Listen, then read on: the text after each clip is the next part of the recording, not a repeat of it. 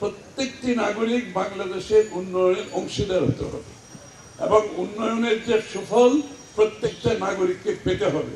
এই জন্য প্রত্যেকটা নাগরিককে প্রত্যেকটা গোষ্ঠীকে অর্থনৈতিক কর্মকাণ্ডের সাথে আমরা সম্পৃক্ত করতে যাচ্ছি এবং তার মধ্যে বিনামূল্যে স্বাস্থ্যসেবা থেকে শুরু করে শিক্ষা থেকে শুরু করে এমপ্লয়মেন্ট থেকে, এই যে আপনারা যারা বিএ এম এ পাস করে আছেন এখানে সবচেয়ে বেশি আনএমপ্লয়মেন্ট, সবচেয়ে বেশি কর্মসংস্থান কর্মের বাইরে আছেন আপনারা যারা বিএ এম এ পিএইচডি করেছেন, এদের কর্মসংস্থান সবচেয়ে কঠিন।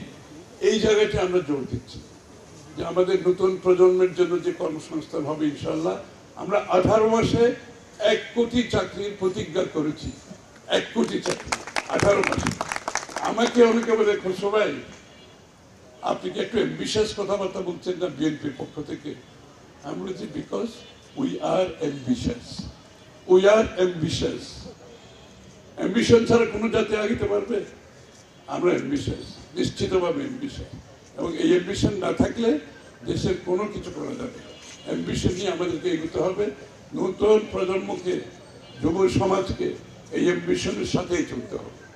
এবং এই চাকরি শিক্ষিত যারা এখন চাকরির বাইরে আছে তাদের জন্য, যাদের স্কিল, যাদের দক্ষতা নাই তাদেরকে দক্ষতার মাধ্যমে তাদের জন্য চাকরি, এবং যাদের বিভিন্ন ট্রেনিং এর মাধ্যমে তাদের জন্য চাকরি।